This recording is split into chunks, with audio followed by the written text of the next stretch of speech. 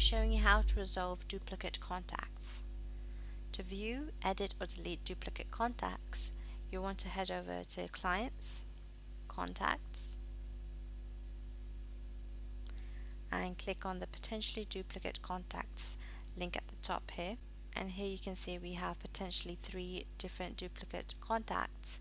So we want to see the details here.